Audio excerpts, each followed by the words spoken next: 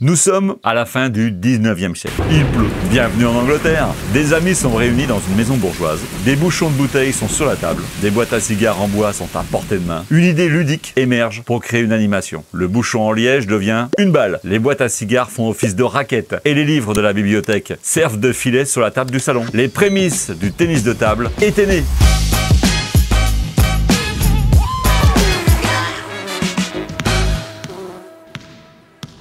En 1890, l'anglais David Foster, attiré par cette popularité grandissante, introduit le premier jeu de tennis sur table. Le tennis de table est alors perçu comme une simple distraction des classes fortunées. Le jeu était alors connu sous le nom de Wiff-Waff et se jouait avec un équipement très simple. Une balle légère en celluloïd et des raquettes rudimentaires fabriquées à partir de liège et de bois. La première version se jouait sur une table de fortune, souvent une table de dîner avec des livres en guise de filet. Le nom de ping-pong trouve son origine dans un bruit, celui des premières raquettes utilisées en Autriche en 1890. Elles étaient fabriquées en peau de tambourin. Le nom ping-pong vient de ce bruit si particulier. Une face faisait ping, l'autre faisait pong. En 1901, un fabricant anglais nommé James Gibb a breveté le jeu sous le nom de Gossamer. Un an plus tard, la société Jack & Soon a commencé à le vendre sous le nom de ping-pong, ce qui a conduit à la création de la Ping Pong Association. Peu de temps après, la célèbre société Parker Brothers aux États-Unis a acquis les droits sur ping-pong et a été très stricte quant à l'utilisation de ce nom à des fins autres que la promotion de son matériel de jeu qu'elle fabriquait. Pour contourner ce problème, le terme tennis de table a été inventé pour que les tournois puissent se dérouler sans problème. Aujourd'hui, la marque Ping Pong est détenue par Escalade Sport aux USA. C'est le début de la commercialisation de ce sport et le terme Ping Pong devient rapidement le nom populaire du jeu.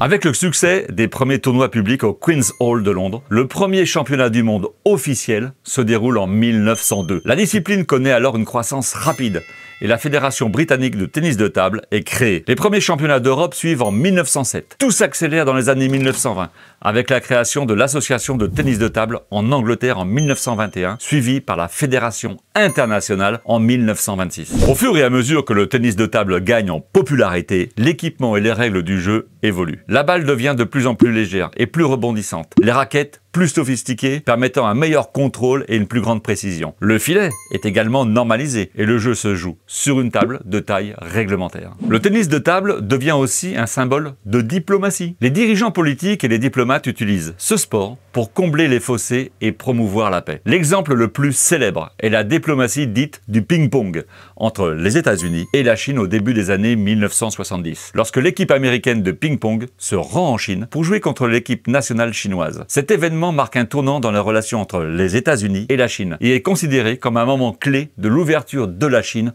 au monde extérieur. En 1988, le tennis de table devient un sport olympique à Séoul. Aujourd'hui, la Fédération internationale de tennis de table compte plus de 200 nations et 33 millions de licenciés. C'est en 1901 que James Gibb, un joueur britannique, introduit la balle en celluloïd après l'avoir découverte lors d'un voyage aux États-Unis. Cette innovation révolutionne le sport. Le celluloïd, un matériau plastique léger et durable, permet de produire des balles plus régulières et mieux adaptées aux exigences du jeu. La balle en celluloïd devient rapidement la norme et reste le matériau de prédilection pendant plus d'un siècle. En l'an 2000, l'International Table Tennis Federation introduit un changement majeur en augmentant le diamètre de la balle de 38 mm à 40 mm. Cette modification vise à ralentir le jeu pour le rendre plus spectaculaire et plus accessible aux téléspectateurs. Une balle plus grande permet également une meilleure visibilité à la télévision.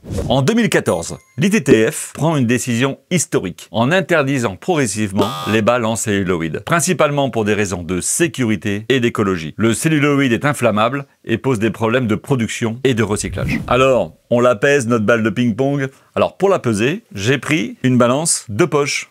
Ah, pourquoi? Parce qu'elle tient dans la poche. Mais c'est des produits qui sont souvent utilisés en pâtisserie notamment, pour peser tout ce qui est condiments, pour peser du sel, du poivre, enfin tout ce qui est petit, et souvent même pour peser de la vanille. Alors cette balance, comment elle se présente? Elle se présente dans un étui très rigide pour protéger le plateau, capacité 300 grammes, comme quoi on peut peser une masse assez lourde, avec une précision de 0,05 grammes.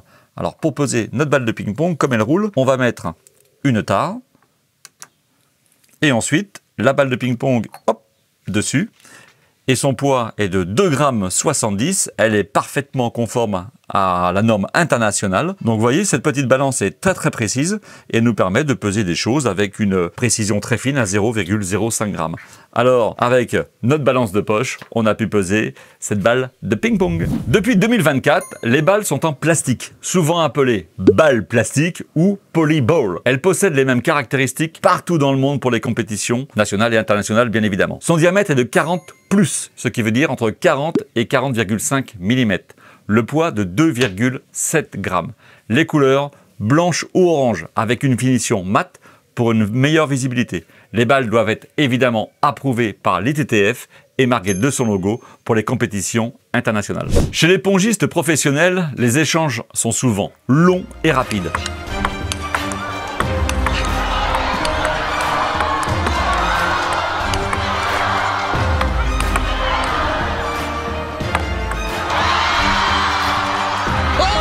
En 2003, c'est en smatchant que le néo-zélandais Lark Brandt a envoyé la balle de ping-pong à 112,5 km/h, établissant un nouveau record du monde. Les joueurs asiatiques ont développé la prise plume, où le manche de la raquette est tenu entre l'index et le pouce, permettant de frapper la balle avec la même face de la raquette à chaque coup. Cette prise est désormais utilisée par pratiquement tous les meilleurs joueurs internationaux. Vous savez maintenant que le premier nom était Whiff Waff et que la marque ping-pong est détenue par une société américaine et que le tennis de table est utilisé dans les compétitions pour ne pas utiliser la marque américaine. Merci d'avoir regardé cet épisode de Combien ça pèse. N'oubliez pas de liker, de vous abonner et de laisser un commentaire. À la prochaine pour un nouvel épisode où l'on pèsera l'impensable.